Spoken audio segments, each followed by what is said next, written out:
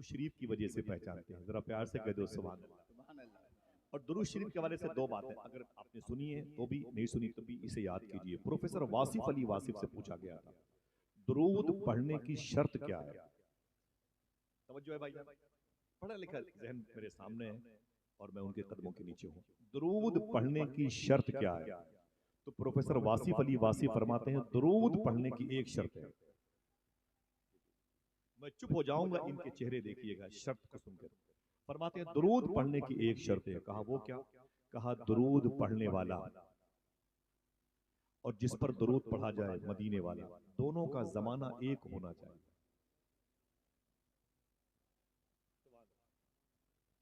سلام کرنا ضروری ہے. کس سے؟ پیڑ پودوں سے, دیواروں در سے, بائک سے, اسکوٹی سے. کس سے؟ سلام اسی سے کرو گے جو جواب دینے والا ہو. ہوا میں نہیں ہے, بادل بھائی السلام علیکم, پیڑ پودے السلام علیکم نہیں کہو, ٹھیک ہے.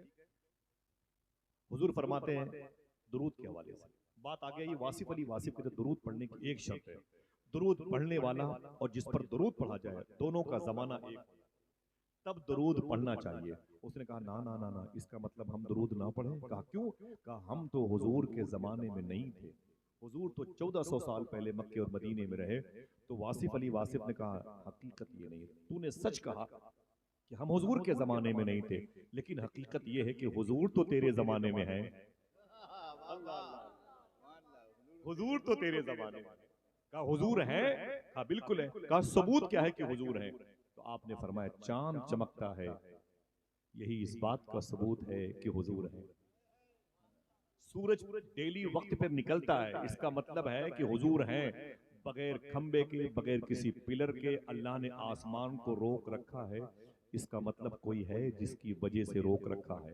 میرا امام کہتا ہے حضور کائنات کی جان ہے, فیصلہ ہو چکا, جان ہے تو جہان ہے. ہٹ جائیں ورنہ ہٹ جائیں گر رسول خدا درمیان سے, لاکھوں بلائیں ٹوٹ پڑیں آسمان سے.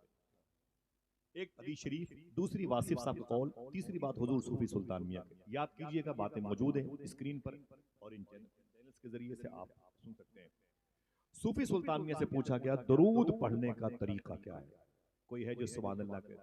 سبحان اللہ سبحان اللہ. مجھے بچوں سے مطلب ہے, بیٹا جانا نہیں, ٹھیک ہے. حضور فرماتے ہیں درود شریف کے حوالے سے وہ باتیں آگے آ رہی ہیں. صوفی صاحب سے پوچھا گیا درود پڑھنے کا طریقہ کیا ہے؟ آپ نے فرمایا درود پڑھنے کا وہی طریقہ ہے جو نماز پڑھنے کا. ذمہ دار لوگ بیٹھے. کہا اچھا نماز پڑھنے کا طریقہ کیا ہے؟ تو آپ فرماتے ہیں کہ حضور نے ارشاد فرمایا ایسے نماز پڑھو یا تم خدا کو دیکھ رہے ہو یا خدا تمہیں دیکھ رہا ہے. صوفی صاحب فرماتے ہیں ایسے ہی درود پڑھو یا تم نبی کو دیکھ رہے ہو یا نبی تمہیں دیکھ رہا ہے. یہ حضوری کا طریقہ تمہیں تمہارے شہر سے نکالتا ہے, یہ انداز حضور کے شہر تک پہنچا دیتا ہے. یہ انداز عشق درود شریف کا, یہ ڈسٹینس کو ختم کر دیتا ہے. آپ کی غریبی ختم, آپ حضور کی بارگاہ میں, آپ سے بڑا امین کوئی نہیں. یہی درود ہے جو آپ کو حاضر باش بنا دیتا ہے, آپ کے دلوں کو حضور کی بارگاہ سے جوڑ دیتا ہے. دعا کرو اللہ ہمیں درود پڑھنے کا سلیقہ عطا فرمائے. آمین کہہ دو. بہت ادب اور احترام کے ساتھ درود شریف پڑھیں. اللہم صلی علی سیدنا و شفیعنا و نبینا و مولانا نورک محمد و عطرتہ وبارک وسلم بعدد کل معلوم لک بعدد کل معلوم لک بعدد کل معلوم لک. مجھے یاد نہیں ہے, گزشتہ سال میں نے شاید اسلام کے حوالے سے یا میرے ذہن پہ خیریت بات کی تھی. میں نے سوچا کہ آج عشق رسول کے حوالے سے بات کروں گا. ان دنوں میں ایک ٹاپک پر بات کر رہا ہوں نکاح کے حوالے سے. اولیاء کی سیرت و صورت پر بہت ساری باتیں ہو چکی ہیں, نکاح کے حوالے سے میں بات کر رہا ہوں. وہ باتیں یہاں نہیں ہوئی. میں چاہتا ہوں کہ آپ کے قدموں کے نیچے بیٹھ کے ان باتوں کو میں آپ کے حوالے تحفے کے طور پر پیش کر دوں. سنیں گے انشاءاللہ؟ دل سے بولو سنو گے انشاءاللہ؟ ہاں بیٹھے رہیے گا بہت ادب اور احترام کے ساتھ. نعت کا ایک شعر پڑھ دوں. جب گرمی زیادہ پڑ رہی تھی, حبس تھی, امس بہت تھی, تب کسی شاعر نے شعر کہا تھا حبس نکلے دل مستر سے بلائیں جائیں, حبس نکلے دل مستر سے بلائیں جائیں, کھڑکیاں کھول مدینے سے ہوائیں آئیں. حبس نکلے دل مستر سے بلائیں جائیں, کھڑکیاں کھول مدینے سے ہوائیں آئیں, ملک الموت بھی آئیں تو یہ کہہ دیں ان سے محفل ذکر نبی ہے نہ اٹھائیں جائیں. سبحان اللہ. ملک الموت بھی آئیں تو یہ کہہ دیں ان سے محفل ذکر نبی ہے نہ اٹھائیں جائیں. باتیں یاد کیجئے گا. عموماً اس قسم کے ٹاپک پر لوگ باتیں نہیں کرتے ہیں.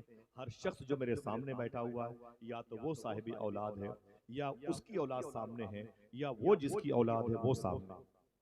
یعنی شادی کے پاکیزہ ایام سے سسٹم سے ہر شخص کو گزرنا پڑتا ہے. قال النبی صلی اللہ تعالی علیہ وسلم النکاح من سنتی. حضور فرماتے ہیں نکاح میری سنت ہے. میں ریویس کروں, نکاح میری سنت ہے. النکاح من سنتی. اونچی بولے نکاح. میری سنت. سب کی آواز نہیں آ رہی. نکاح میری سنت. یہ بات حضور نے فرمائی. آپ اپنی شادی کے 50 روپے کے کارڈ سے لے کر کے 900 روپے کے شادی کے کارڈ پر یہ جملہ لکھواتے ہیں النکاح من سنتی. حضور فرماتے ہیں نکاح میری سنت ہے. اونچی بولو میری سنت ہے. آگے فمن رغب عن سنتی فلیس منی. جس نے میرے سسٹم کے خلاف کیا, جیسے یورپ میں, چین میں, جاپان میں, امریکہ میں لڑکے لڑکوں کے ساتھ شادیاں کر رہے ہیں, لڑکیاں لڑکیوں کے ساتھ شادیاں کورٹ سے اجازت لے کر کے رہ رہی ہیں. یہ حضور کے نظام مبارکہ سے, آئین سے, آرٹیکل سے, قانون مصطفیٰ کے خلاف ہے. ان کے بارے میں حضور نے فرما دیا جس نے میرے سسٹم کے خلاف کیا فلیس منی, اس سے کہہ دو وہ مجھ سے نہیں ہے. یعنی میں اس کا ضامن ذمہ دار نہیں. وہ کچھ بھی کرے میں اس کا ذمہ دار نہیں ہوں. بس اتنا سمجھ لو نکاح میری سنت ہے. سرکار دادا میرن شاہ کی اس کی چوکھٹ پہ بیٹھ کر کے آج ایک ایسے موضوع پر تھوڑی دیر بات کریں گے انشاءاللہ جس سے آپ کے سماج کو ایک بڑی ہی پاکیزہ تاریخی دستاویز سے ملاقات کا شرف حاصل ہو جائے گا.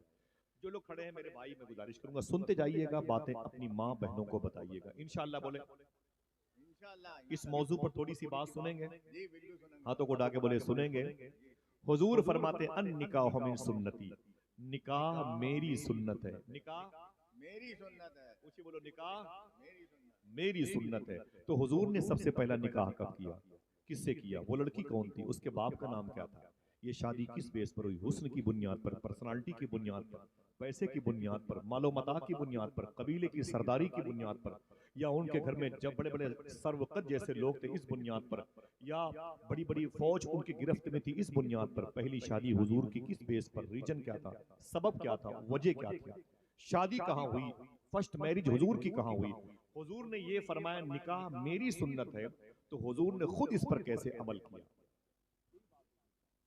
بظاہر آپ کو لگے گا یار یہ باتیں تو نہیں ہونی چاہیے آج, لیکن آپ کا دل کہے گا نہیں, معاشرے کو ان باتوں کی ضرورت ہے. تھوڑی سی باتیں ہوں گی. آپ ان مبارک علماء کے چہرے کو دیکھیے گا جو آج میرے سر پر اپنی جوتیاں رکھ کے فخر کے ساتھ بیٹھے ہوئے ہیں.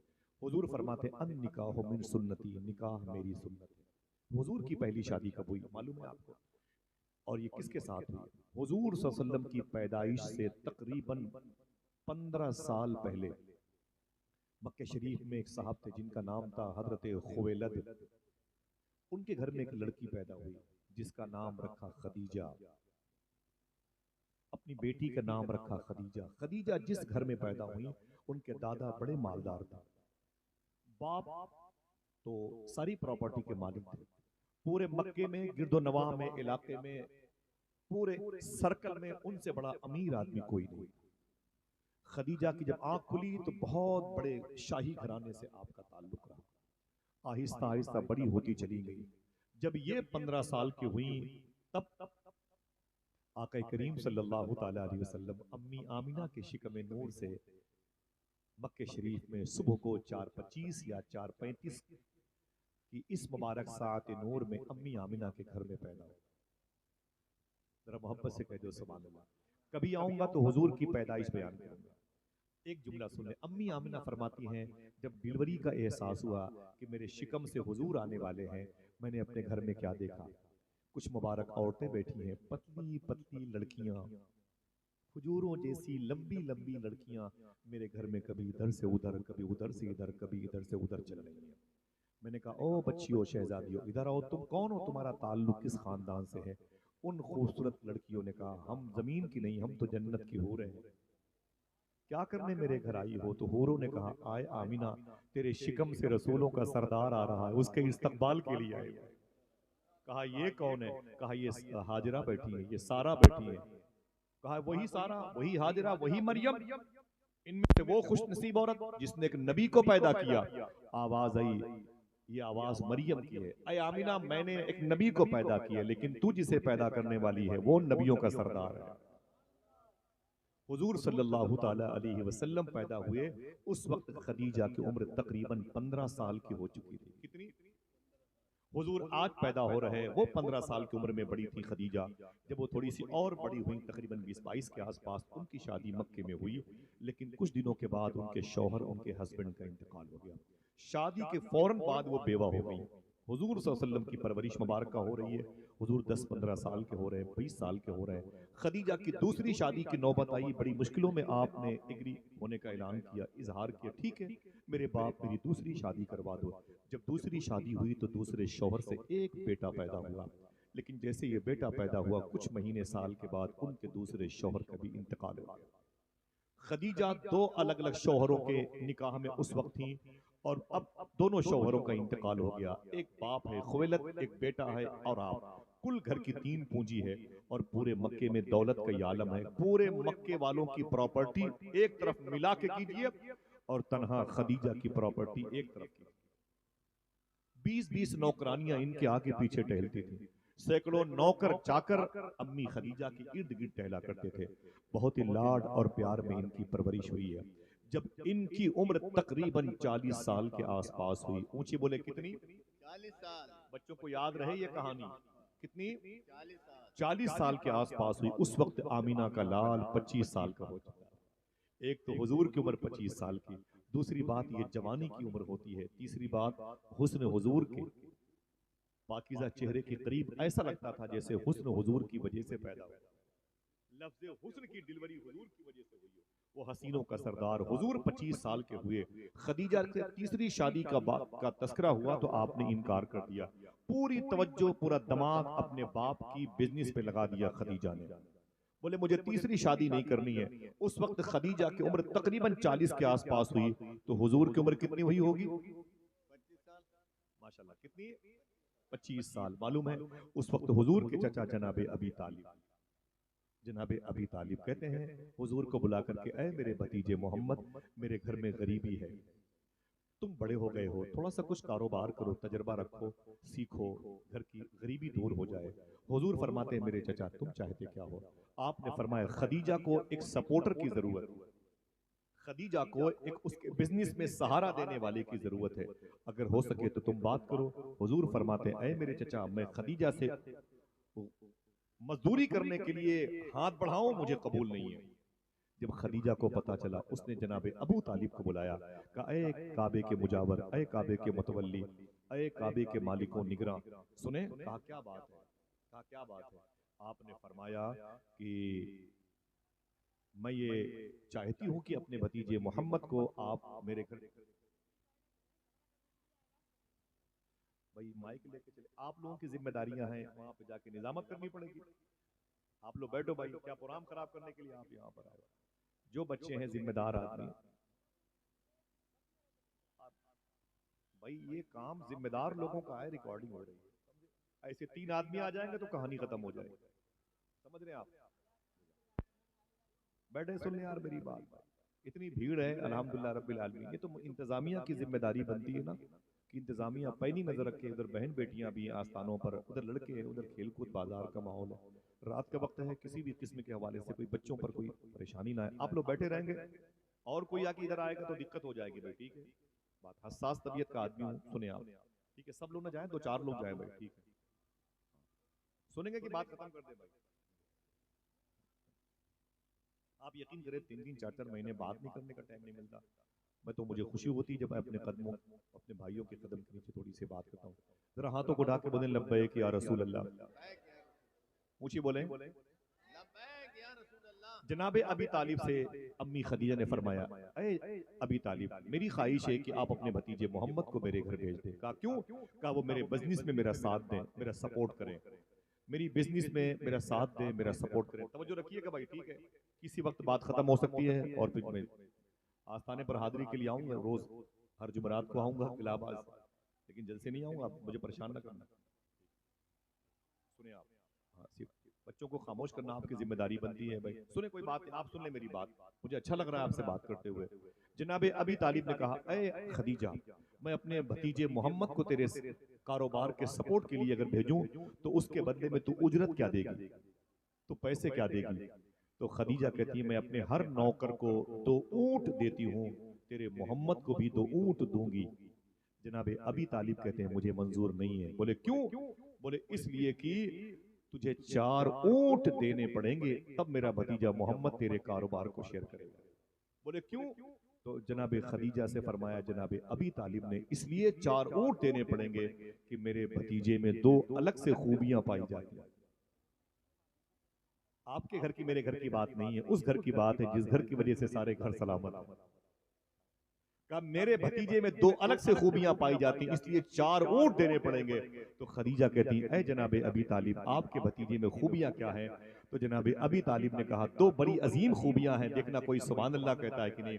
کہا وہ کیا ہے؟ تو جناب ابی طالب نے کہا میرے بھتیجے جیسا مکے میں کوئی سچا نہیں ہے، کوئی امانت دار نہیں پایا جاتا. سبحان اللہ سبحان اللہ. ایسا صادق میرا بھتیجا ہے دوجا کوئی نہیں، ایسا امین میرا بھتیجا ہے دوجا کوئی نہیں ہے. مخدومہ خدیجہ کہتی ہیں میں نے ایگری، میں راضی ہو گئی، بھیجو اپنے بھتیجے کو. حضور صلی اللہ علیہ وسلم پہلی مرتبہ بزنس کا سامان لے کے، خدیجہ کی دولت لے کر کے، خدیجہ کی پراپرٹی لے کر کے، ان کے بزنس کے سامان لے کے نکلنے والے ہیں. ساتھ میں کون ہے؟ خدیجہ کے اور غلام، میسرہ ان کے ساتھ، حکیم بن حزیمہ ان کے ساتھ ہے. توجہ دیجئے گا، بڑے بڑے لوگ ان کے ساتھ پائے جا رہے ہیں. ذرا محبت سے کہہ دو سبحان اللہ. بڑے بڑے لوگ حضور کے ساتھ ہیں. خدیجہ نے کیا کہا؟ خدیجہ فرماتی ہیں سن اے میرے غلام میسرہ، محمد کی نگرانی میں کام کرنا، محمد کی ایکٹیویٹیز پہ نظر رکھنا، محمد جیسا چلے مجھے بتانا، جیسے بات کرے مجھے بتانا، غریبوں سے بات کرنے کا ان کا انداز کیا ہوتا ہے مجھے خبر دینا. سامان بزنس لے کے جاؤ. کہاں جانا تھا؟ بصرہ. کہاں؟ بصرہ جانا تھا. اونچی بولیں. بصرہ بصرہ. بصرہ کہاں پر ہے؟ یہ غوث پاک کے شہر سے تقریباً 650 کلومیٹر کے فاصلے پر ہے. کویت کے بارڈر پر ہے. 8-10 کلومیٹر وہاں سے کویت شروع ہوتا ہے. میں کئی مرتبہ بصرہ گیا ہوں، اللہ کا شکر ہے. آپ سب کی محبت، کئی مرتبہ گیا ہوں. ابھی نومبر کے مہینے میں بغداد شریف سے واپس آیا ہوں اور جنوری کے مہینے میں پھر جاؤں گا انشاءاللہ غوث پاک. اور آپ سب چلیں گے انشاءاللہ. ہاتھوں بڑھا کے بولے نا. اللہ تعالیٰ سب کو غوث پاک کا دربار دکھائے. اعلیٰ کی بارگاہ میں، حضور مفتی اعظم کی بارگاہ میں، بڑے پیر کی بارگاہ میں حاضری کی دعا مانگا کریں انشاءاللہ. ٹھیک ہے بھائی، چلو کہ نا بغداد شریف. میں اتنی مرتبہ یہاں پر آیا ہوں، کبھی غوث پاک کی سیرت نہیں بیان کی، کبھی آؤں گا تو بیان کروں. ٹھیک ہے، آپ کے قریب بیٹھ کے بات کروں گا. آپ جیسے سننے والے ہوں تو پھر کیا بات، سمجھ رہے ہیں آپ؟ معلوم ہے حضور گئے بصرہ. بصرہ میں کیا ہے معلوم ہے؟ اگر سبحان اللہ کہنے کا وعدہ کرو، بصرہ میں اس بزرگ کی مدح شریف ہے جنہوں نے حضور کی بیوی امی سلمہ کا دودھ پیا ہے، جنہیں دنیا خواجہ حسن بصری کے نام سے جانتی ہے. سبحان اللہ سبحان اللہ. ان کے سینوں میں اس عظیم الشان عالم کی فقہ کی خوشبو موجود ہے جسے امام اعظم کہا جاتا ہے.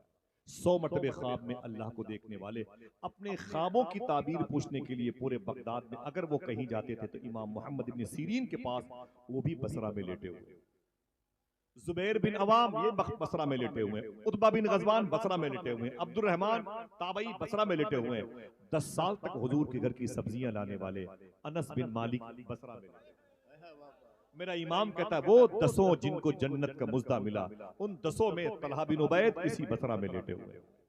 کوئی ہے جو ان کے نام پر سبحان اللہ کہتے ہیں؟ سبحان اللہ سبحان اللہ. چلو گئے انشاءاللہ. حضور کو خدیجہ کی بزنس کا سامان لے کے اسی بصرہ میں جانا تھا. خدیجہ فرماتی اے میرے نوکر چاکر، محمد کے ہر ایکٹیویٹیز پہ نظر رکھنا، یہ چلتے کیسے ہیں، مسکراتے کیسے ہیں، بات کیسے کرتے ہیں، دیکھنا، پھر مجھے بتانا ان کا انداز بزنس کیا ہے، طریقہ کیا ہے. سبحان اللہ کہتے ہیں. سبحان اللہ. آپ کتنے خوش قسمت ہیں کہ آپ کے شہر میں حضور کی بات ہو رہی ہے.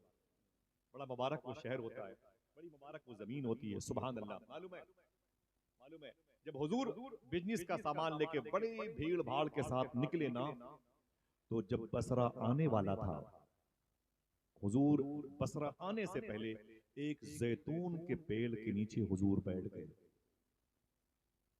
آواز پہنچی؟ ایک زیتون کے پیڑ کے نیچے حضور بیٹھ گئے. کھجوروں کے پیڑ کی عمر 30-35 سال 40 سال ہوتی ہے، لیکن زیتون کے پیڑ کی عمر 1000-1500 سے زیادہ ہوتی ہے. حضور ایک زیتون کے پیڑ کے نیچے بیٹھ گئے. جیسے بیٹھے ویسے ایک عیسائی پادری، عیسائی عالم، عالم دین نہیں، عیسائی عالم، وہ حضور کے قریب آیا اور جیسے اس نے حضور کو دیکھا چیخنے لگا۔ جب وہ چیخا نا تو معلوم کیا کہا؟ اس نے کہا اے بصرہ کی سرحدوں میں رہنے والوں، تمہیں پتا ہے آج تمہارے شہر کے قریب کون آیا؟ لوگوں نے کہا کون آیا ہے؟ کہا اس پیڑ کے نیچے جو بیٹھا ہے وہ کوئی ہو نہ ہو لیکن رسولوں کا سردار یہی ہونے والا ہے۔ کہا تجھے کیسے پتا چلا؟ وہ عیسائی پادری کہتا ہے سب سے آخر میں اس پیڑ کے نیچے عیسیٰ علیہ السلام بیٹھے تھے۔ عیسیٰ علیہ السلام اٹھنے لگے تو آپ نے ارشاد فرمایا تھا میں جا رہا ہوں لیکن اب اس پیڑ کے نیچے جو بیٹھے گا وہی رسولوں کا سردار کہلائے گا۔ میں کب سے انتظار کر رہا تھا دیکھوں اس پیڑ کے نیچے بیٹھتا کون ہے، پتا چلا آپ بیٹھے ہوئے ہیں۔ یہ ہے کون؟ میسرہ بولا یہ محمد ہیں۔ حکیم بن حزیمہ بولا یہ کعبے کے مجاور کے بھتیجے ہیں، قبیلے قریش اور ہاشم کی عظیم شخصیت ہیں۔ ابھی حضور کی عمر 25 سال ہے، 15 سال باقی ہیں نبوت کے اعلان کے لیے۔ خوشبو پھیل رہی ہے، محبت سے کہہ دو سبحان اللہ، خوشبو پھیل رہی ہے۔ اب حضور آگے بڑھے، اپنا بزنس کا سامان لے کے، ٹاپک کیا ہے؟ النکاح من سنتی، نکاح میری سنت، ٹاپک یہی ہے۔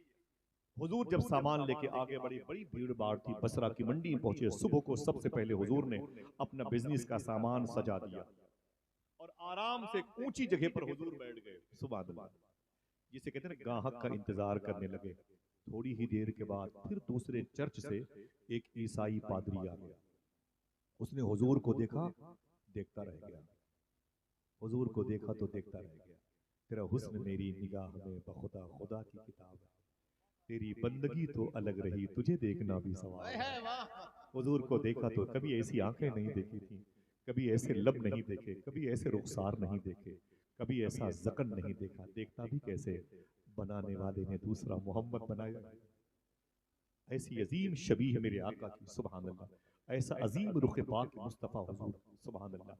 میرے آقا کو اس نے دیکھا، واپس چلا گیا، اندر گیا چرچ میں، ایک موٹی کتاب لے کے آیا اور حضور کے قریب تھوڑے سے فاصلے پر بیٹھ کے کتاب یوں کھولی اور کتاب کھول کے کبھی کتاب دیکھتا، کبھی حضور کو دیکھتا، کبھی حضور کو دیکھتا، کبھی کتاب کو دیکھتا، کبھی حضور کو، کبھی کتاب، کبھی کتاب، کبھی حضور کو، دیکھتا رہا، دیکھتا رہا۔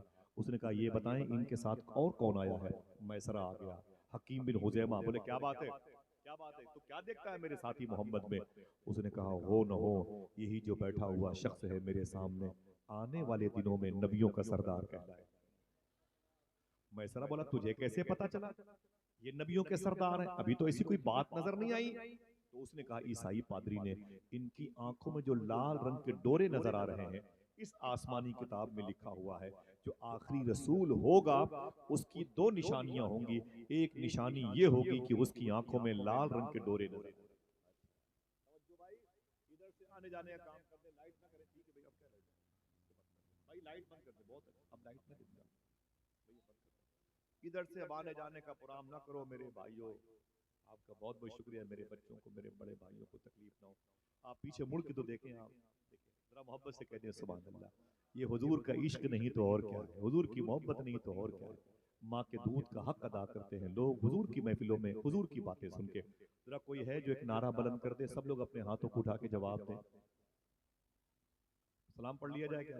نعرہ تکبیر، نعرہ رسالت، نعرہ قادری، فیضان اعلی حضرت، فیضان حضور مفتی اعظم فیضان تاج الشریعہ جناب آصف الآبادی صاحب، نعرہ تکبیر۔ سرکار دادا میاں اس کتے سے بدتر انسان، اللہ بزرگوں کو سلامت رکھے۔ حضور مفتی اعظم کو جن لوگوں نے نہیں دیکھا انہی کو دیکھ لیا، سبحان اللہ۔ ان گلیوں میں حضور مفتی اعظم کے قدم آئے، قریب میں آپ کے قدم کے نقوش موجود ہیں، علماء کرام کے۔ میں حضور مفتی اعظم کو، حضور مجاہد ملت کو، ماضی قریب کی دو شخصیتوں سے بہت متاثر ہوں۔ یہ میرے شیخ حضور تاج الشریعہ سرکار کا فیضان، ذکر کرتا ہوں توفیق پاتا ہوں۔ سنیں وقت، ٹاپک دوسرا ہے النکاح من سنتی۔ میرے آقا صلی اللہ علیہ وسلم کو اس نے دیکھا، کہا اس کتاب میں جو نشانی آخری نبی کی وہ ایک ظاہر ہو گئی ہے۔ کہا کیا؟ کہا اس میں لکھا ہوا جو آخری نبی ہوگا اس کی آنکھوں میں لال رنگ کے ڈورے ہوں گے۔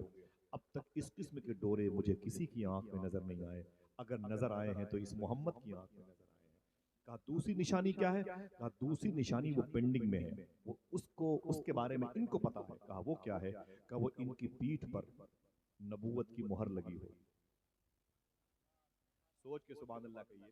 سبحان اللہ سبحان ہم اللہ۔ بھی آرام کریں، آپ بھی آرام، نہ ادھر کچھ نقصان نہ ادھر کچھ نقصان، ٹھیک ہے؟ بیٹھے رہو باری باری سبحان اللہ کہتے رہو، ٹھیک ہے؟ ان کی پیٹھ پر، حضور کی پشت پر نبوت کی مہر لگی تھی۔ وہ کیسے؟ سننا، حضور کی پیٹھ مبارک پر کبوتری کے انڈے کے برابر، ریورس کرتا ہوں جملہ پھر، حضور کی پیٹھ مبارک پر کبوتری کے انڈے کے برابر ابھرا ہوا گوشت تھا۔ اس گوشت پر لکھا ہوا تھا محمد رسول اللہ، یہ محمد اللہ کے رسول ہے۔ واہ سبحان اللہ ذرا محبت سے کہہ دو سبحان اللہ۔ سبحان وہ اللہ۔ نبیوں میں رحمت لقب پانے والا، مرادیں غریبوں کی برلا، اتر کر حرا سے سوئے قوم آیا اور ایک نسخہ کیمیا سا۔ اس نے کہا کہ ایک نشانی ان کی پیٹھ میں ہے، اگر اجازت دیں تو میں پیٹھ دیکھوں۔ تو میسرہ بولا اے محمد ان کو اجازت دیجئے، آپ کی پیٹھ کو ٹٹولنا چاہتے ہیں۔ حضور مسکرائے، اجازت دی، حضور کے قریب آئے، پیچھے گئے، جب جسم پاک پشت انور شریف کو ٹٹولا تو ابھرا ہوا گوشت محسوس ہوا۔ جب حضور کے جبے شریف کو اٹھایا تو ابھرے ہوا گوشت پر لکھا ہوا تھا محمد رسول اللہ۔ وہ عیسائی پادری حضور کے قدم کو چوم کے بولا مجھے نہیں معلوم آپ نبوت کا اعلان کب کریں گے، لیکن میں ابھی سے آپ کی غلامی قبول کرنا چاہتا ہوں۔ واہ سبحان اللہ۔ میرے آقا بصرہ کی منڈی میں اپنا سامان لے کے بیٹھے رہے۔ آپ کو خوشی ہونی چاہیے، اس دن سب سے پہلے بصرہ کی منڈی میں اگر کسی کا سامان بکا تو آمینہ کے لال۔ حضور سامان واپس بک گیا، پورا سارا قافلہ اپنا اپنا لگے سب ختم کر دیا۔ جب واپس پلٹے تو مکے آ گئے۔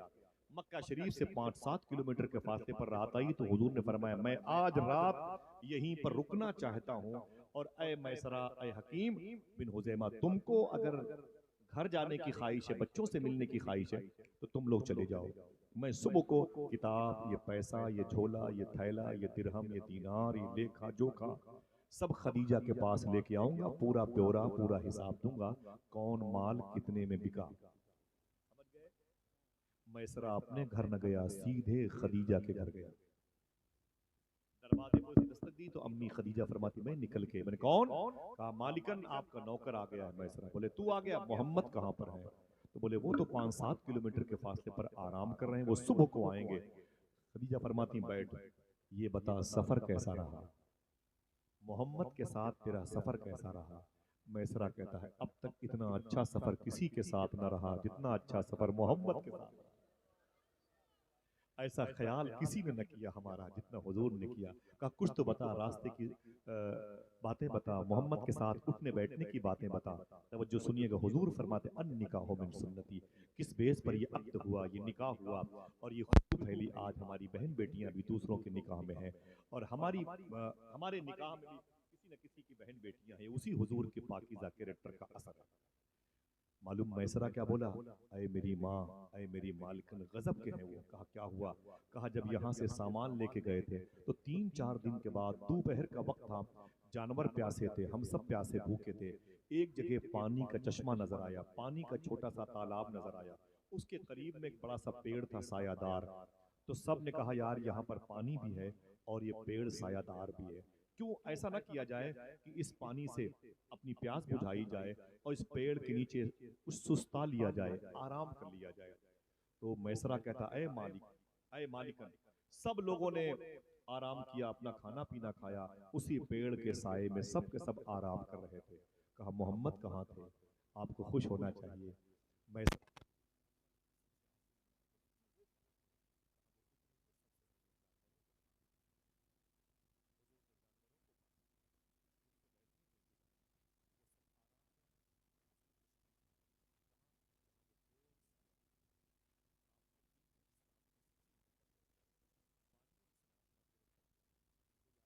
پر بیٹھ کر کے کھانا کھاتا ہے، ایک لمحے کے لیے اگر ایک گلاس پانی کے لیے اٹھ کر کے جاتا ہے تو اس کی کرسی پر کوئی اور بیٹھ جاتا ہے۔ وہ آ کے بولتا ہے بھائی میں بہت دیر سے کھا رہا ہوں، میں پانی کے لیے گیا تھا، تو ہم لڑائی پر آمادہ ہو جاتے ہیں، ابے تیرے باپ کی کرسی ہے، ہم گالی دیتے ہیں۔ پھر کیا ہوتا ہے، ایک غریب انسان کی بیٹی کی شادی میں 2 بھائیوں کی لڑائیوں میں کتنی کرسیاں ٹوٹ جاتی ہیں۔ آئیے بتاتا ہوں کہ حضور کا کریکٹر کیا تھا۔ جب حضور اپنے جانوروں کو پانی پلا چکے، کھانا کھلا چکے نا، تو میسرہ کہتا ہے جب حضور تشریف لائے میرے آقا صلی اللہ تعالی علیہ وسلم، تو حضور نے کیا دیکھا، کسی پیڑ کے نیچے، اس پیڑ کے نیچے سایہ، جتنا سایہ تھا اتنے جگہوں پر لوگوں نے قبضہ کر لیا، یعنی کوئی ایسا نہیں تھا کہ جہاں اس کے بغل میں 1 بائی 1 کی زمین باقی ہو. ہم ہوتے تو لات مار کے بیٹھ کسک، زمین قبضے کی ہو، میرے لیے بھی انتظام کر، ہم ایسا کہتے ہیں. میسرہ کہتا اے میری مالکہ میں کیا بتاؤں، حضور آئے تو زمین ختم ہو گئی، سائے والی زمین ختم تھی. حضور نے دیکھا کسی کو ٹچ نہ کیا، کہا پھر، کہا حضور صلی اللہ تعالی علیہ وسلم چپکے سے آگے چلے گئے، ایک ریت کا چھوٹا سا ٹیلا تھا، حضور اس ٹیلے کے قریب بیٹھ گئے. دھوپ بڑی تیز تھی، گرمی بڑی تیز تھی، لیکن حضور نے کسی کو جگایا نہیں، کسی کو کھسکایا نہیں، کسی کو ڈانٹا نہیں، چپ چاپ حضور اس وقت ریت کے ٹیلے کے پاس جا کے بیٹھ گئے. گرمی، سورج آپ کے مبارک سر پر تھا، حضور بیٹھے ہوئے تھے. دیکھنا جو لوگ کھڑے ہیں وہ سبحان اللہ کہتے ہیں، یا جو بیٹھے ہوئے وہ سبحان اللہ کہتے ہیں، یا جو اب تک یہاں ہائی نہیں ہیں ان کی بھی آوازیں آتی ہیں. میسرہ کہتا اے میری مالکن، حضور تو ٹیلے کے پاس بیٹھے تھے، دھوپ آپ کے سر پر تھی، سورج آپ کے سر پر تھا، سایہ ہم پر پیڑ کے شاخوں کا تھا، لیکن جب ہماری آنکھ کھلی تو ہم نے کیا دیکھا، پیڑ کے نیچے تو ہم لیٹے ہوئے تھے لیکن پیڑ کا سایہ مجھے محمد کے اوپر نظر آ رہا تھا. ہماری آنکھیں پٹی کی پٹی رہ گئی. ضرور کوئی عجوبہ انسان ہے، عظمت والی شخصیت ہے. اور جب ہم آگے بڑھے تو ہم نے کیا دیکھا، بڑے بڑے چرچ کے عیسائی پادریوں نے ان کو دیکھ کے کہا یہ نبی ہونے، یہ تو نبیوں کے سردار ہیں، یہ تو رسولوں کے سردار ہیں. اے میری مالکن، جب بصرہ کی منڈی میں یہ اترے نا، وہ لوگ جو سامان خریدنے کے ارادے سے بصرہ کی منڈی میں نہیں آئے تھے، وہ بھی ان کو دیکھ کر کے تبرکن ان کے ہاتھوں سے سامان خریدنا چاہتے. محبت سے کہہ دو سبحان اللہ. حضور کے پاس بھیڑ لگ گئی، کوئی حضور کے قریب آتا، کوئی حضور سے باتیں کرتا، کوئی حضور کے ہاتھوں کو چومتا، کوئی حضور کے جبے، حضور کے احترام پہ احترام ہوتے رہے. میرے آقا واپس آ گئے. اتنی باتیں سننے کے بعد امی خدیجہ فرماتی ہیں میرے دل میں حضور کی محبت پیدا ہو. ذرا پیار سے کہہ دو حضور کی محبت پیدا ہو. حضور کا عشق میرے اندر اپنی جگہ بنا لیا. امی فرماتی ہیں کہ میں نے میسرہ کو حساب دیا، میں نے کہا سن چلا جا، صبح کو جب محمد بزنس کا حساب کرنے کے لیے آئیں گے تو مجھے بتانا. وہ کہتے ٹھیک ہے. جب حضور نے شہر میں انٹری کیا تو میسرہ سیدھے آگے بڑھا اور اے میری مالکن محمد آ رہے ہیں. خدیجہ نے اپنی سہیلی نفیسہ کو بلایا، کہا دیکھ آؤ آج تجھے حضور کی زیارت کرواتی ہوں. حضور بڑی آسانی سے چل رہے تھے. امی فرماتی ہیں خدیجہ مجھ سے برداشت نہ ہوا، میں اپنی بالکنی پہ چلی گئی اور جا کر کے میں نے اپنی آنکھوں پہ اپنی انگلیاں رکھی. دیکھو محمد کے آنے کا انداز. جب حضور چل رہے تھے امی فرماتی لگ رہا تھا کہ پوری کائنات چل رہی ہے. آسمان حضور کے سر پہ سایہ کیے ہوئے، حضور کی پیشانی اتنی چمکدار تھی لگ رہا تھا چاند یہیں سے نکلتا ہے. حضور کے ہونٹ کتنے پیارے تھے. میرا امام کہتا ہے پتلی پتلی گلے قدس کی پتیاں ان لبوں کی نزاکت پہ لا. جب حضور نیچے تشریف لائے تو خدیجہ اپنی سہیلی کے ساتھ نیچے آ گئی. اندر کا منظر نامہ دیکھیں، وہ لوگ جن کی 4 بچیاں ہوتی ہیں، ٹرینوں میں سفر کرتے ہیں، دوسری کی لڑکیوں کو اپنی لڑکیاں بھول کر کے دیکھتے ہیں، پھر اس کا باپ اس کی بیٹیوں کو تاکتا ہے. تو جو گھسا ہے غیر کے گھر میں اپنا دل بہلانے کو، تیرے گھر میں کوئی گھسے گا ایسا بھی ہو سکتا ہے. یہ تو مصیبتیں ہم نے مول رکھی ہیں، یہ پریشانیاں ہماری ایجاد کرتا ہے. معلوم ہے حضور جب خدیجہ کے گھر میں بیٹھے نا تو مخدومہ خدیجہ کہتی آج پہلی مرتبہ میں نے اتنے قریب سے حضور کو دیکھا. میرے سامنے حضور بیٹھے تھے، بڑے بڑے امیر زادے، امیروں کے بیٹے بزنس کا حساب دینے کے لیے میرے سامنے بیٹھتے تھے. ان کا قلم کم چلتا تھا، ان کی آنکھیں میری طرف لگی رہتی. وہ بیٹھ کے میرے سامنے جب حساب دیتے تھے تو حساب کم دیکھتے تھے، تاکتے تھے مجھے زیادہ. لیکن مخدومہ خدیجہ کہتی ہیں میں حضور کو محمد کو اکسا رہی تھی، یہ میری طرف دیکھیں، اکسا رہی تھی یہ میری طرف دیکھیں، لیکن حضور میری طرف دیکھتے نہیں تھے. میں پوچھتی تھی یہ سامان کتنے کا بکا محمد؟ تو حضور نے گردن جھکائی اور فرمایا یہ سامان اتنے کا بکا، اس کا حساب یہ ہے. امی فرماتی میری طرف حضور نظر اٹھا کے نہیں دیکھتے تھے. آپ فرماتی پہلی مرتبہ میرا حسن اگر کہیں خاموش ہوا ہے تو آمینہ کے لال کے حسن کی آگے. اللہ اللہ. میرا امام ایک شعر کہتا ہے، آپ نے شعر سنا ہوگا، آمین بھی کہا ہوگا، آج اس شعر کو دل سے پڑھیے۔ میرا امام کہتا ہے، یا الہی رنگ لائے جب میری بے باکیاں، ان کی نیچی نیچی نظروں کی حیا کا۔ امی فرماتی ہے کہ حضور کی حیا ایسی پاکیزہ تھی، حضور نظر اٹھا کے نہیں دیکھتے تھے میری طرف، میں بار بار اکس آتی تھی، حضور میری طرف توجہ نہیں دیتے تھے۔ پورا حساب کتاب کر لیا اور حضور نے اپنا سامان اجرت لیا، جب چلے گئے تو امی فرماتی ہیں حضور تو چلے گئے لیکن ساتھ میں میرا دل بھی لے گئے۔ سمجھ گئے؟ کہتے دن تو گزر گیا لیکن جب رات میں بستر پہ آئی تو مجھے حضور کی یاد آ گئی۔ اگر کہو تو ایک شعر پڑھ دوں، کیا مطلب؟ امی فرماتی ہیں یا رسول اللہ دن تو ہنس بول کے بچوں کی طرح بیت گئے، رات آئی تو تیری یاد میں سونے نہ دیا۔ کہتی میں بستر پہ حضور کو یاد کرتی تھی، صبح ہوئی تو میری بے چینی میری سہیلی سے نہ دیکھی گئی۔ میری سہیلی جس کا نام تھا نفیسہ، اس نے کہا خدیجہ کیا بات ہے بڑی بے چین ہے؟ تو میں نے کہا میرے 2 شوہر تھے الگ الگ، میرا ایک بیٹا بھی ہے، میں نے تیسری شادی کرنے کا ارادہ بند کر دیا، میں شادی نہیں کروں گی۔ کوئی ہے جو سبحان اللہ اس جملے کو سن کے بولے گا؟ بے وجہ نہیں، آپ سمجھے، آپ پڑھے لکھے لوگ ہیں، جو میرے بھائی کھڑے ہیں وہ بھی سنیں، آپ معلوم ہے کیا کہتی ہیں خدیجہ، اے میری سہیلی میں نے تیسری شادی کرنے کا ارادہ ترک کر دیا، اب میں تیسری شادی کبھی نہیں کروں گی، لیکن جب سے میں نے محمد کو دیکھا، سبحان اللہ سبحان بولے اللہ بولے بولے بولے سبحان اللہ بے شک۔ اللہ اکبر، ذرا محبت سے کہہ دیں سبحان اللہ۔ جب سے میں نے محمد کو دیکھا ہے میرے دل میں حضور کی محبت پیدا ہو گئی، میں شادی تیسری کرنا چاہتی ہوں، اے میری سہیلی نفیسہ کچھ میرے لیے انتظام کر دے۔ میری رات حضور کی یاد میں گزری ہے، میں بستر پہ تھی یہی کہتی تھی مرہار سنگار تمہیں سے ہے، یا رسول اللہ بگین میں بہار تمہیں سے۔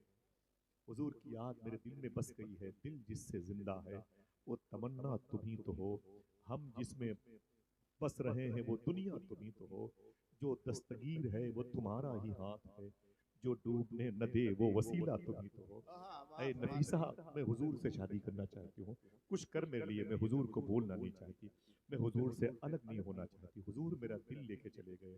نفیسہ کہتی تو پریشان مت ہو، محمد کے چچا کا نام ابی طالب ہے اور ان کی ایک بہن ہے جس کا نام ہے عاتقہ، یہ صفیہ کی بہن ہے۔ صفیہ اور عاتقہ حضور کی پھپھو ہیں، ان کی جو مزار شریف ہے وہ بقی شریف میں انٹری کرو گے، مین گیٹ کے بائیں طرف 30 فٹ کے فاصلے پر 2 قبریں ہیں، یہی دونوں قبریں حضور کی پھپھو عاتقہ اور صفیہ کی ہیں۔ ان میں سے وہی عاتقہ ہے جس نے حضور کے رشتے کی بات آگے بڑھائی۔ آپ کی بڑھائی ہوئی تو کھڑے ہو کے سبحان اللہ کہتے سبحان اللہ ہے کہ نہیں؟ حضور یہ فلاں صاحب ہے جنہوں نے میرا رشتہ کروایا ہے کہ نہیں؟ یہ وہی عورت ہے عاتقہ جنہوں نے حضور کے رشتے کی بات کی، ذرا پیار سے کہہ دو۔ ان کے پاس نفیسہ گئی، بولے اے بہن، بولے کیا بات ہے؟ بولے ایک ضروری کام سے آئی ہوں، میرا سپورٹ کرے گی؟ بولے کیوں کیوں کیوں؟ کہا خدیجہ کا رشتہ لے کے آئی ہوں۔ کہا کس کے ساتھ؟ کہا محمد کے ساتھ، تو میرا سپورٹ کرے گی؟ عاتقہ کہتی ہیں جوڑی بہت جمے گی، یوں تو محمد کی پہلی شادی ہے اور خدیجہ کی تیسری شادی ہے، محمد 25 سال کے ہیں اور خدیجہ 40 سال کی ہے، لیکن جوڑی بہت جچے گی۔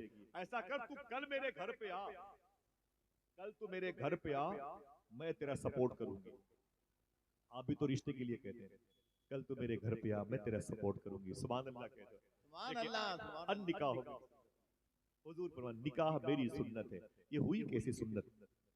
فرسٹ میرج حضور کی کیسے؟ بچے سنیں جن سے مجھے زیادہ محبت ہے، سنیں آپ، ٹھیک ہے؟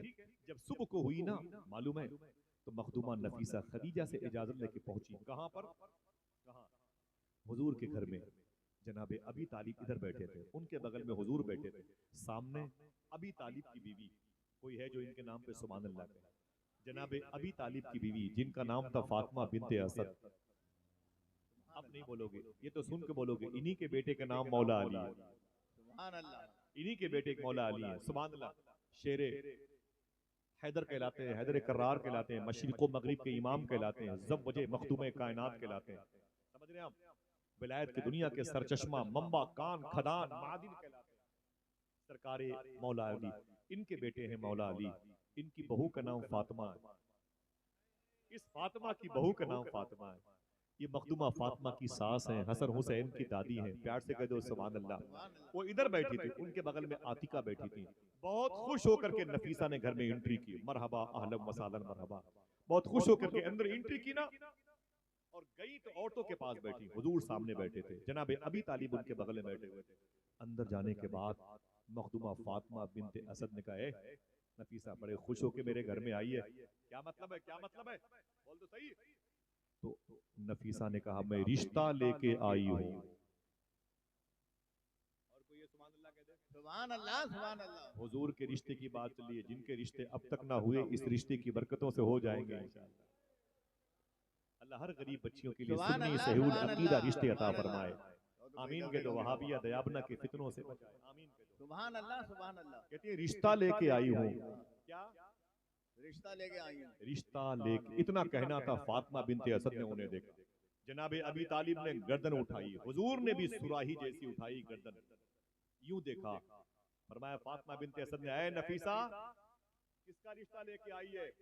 آپ نے فرمایا خدیجہ کا رشتہ. خدیجہ کا. خدیجہ کس کے ساتھ شادی کرنا چاہتی ہے؟ کوئی ہے جو سبحان اللہ کہے خدیجہ کس کے ساتھ رشتہ کرنا چاہتی ہے؟ تو نفیسہ کہتی ہیں یہ بیٹھے ہوئے سامنے جو محمد ہیں ان کے ساتھ رشتہ کرنا چاہتی ہے. سبحان اللہ سبحان اللہ. اتنا سنا تو سناٹا ہو گیا. فاطمہ بنت اسد خاموش، عاتقہ خاموش، جناب ابی طالب خاموش. حضور مسکرائے، حضور نے گردن جھکائی. دل میں خیال لایا واہ آج جو رشتہ لے کے نفیسہ آئی ہے اسے کیا پتا بہت پہلے میرے رب نے مجھے اس رشتے کے بارے میں بتا دیا. ذرا محبت سے کہہ دو سبحان اللہ. سناٹے کو توڑا عاتقہ نے. مجھے یہ رشتہ منظور ہے. ایک اونٹ بڑھ گیا. مجھے یہ رشتہ منظور ہے. فاطمہ بنت اسد نے کہا مجھے بھی منظور ہے. جناب ابی طالب نے حضور کو دیکھا تو حضور مسکرا رہے تھے. پر میں اگر حضور مسکرا رہے ہیں تو مجھے بھی منظور ہے. حضور کا رشتہ طے ہو گیا. کس کے ساتھ؟ جناب امی خدیجہ کے ساتھ. اب شادی کی تاریخ آئی. سننا حضور کی شادی کیسے ہوئی، فرسٹ میرج حضور کی کیسے. اب شادی کی تاریخ آئی. کوئی ہے جو سبحان اللہ کہہ دے. اپنا بارات جاتی ہے، لڑکیاں پھر میکے سے نکل کے واپس سسرال آتی ہیں. ٹھیک ہے، یہ سسٹم قریب قریب ہر جگہ ہے.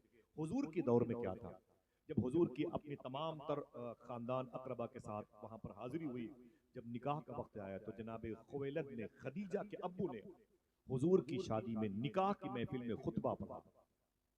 جناب ابی طالب نے نکاح پڑھایا.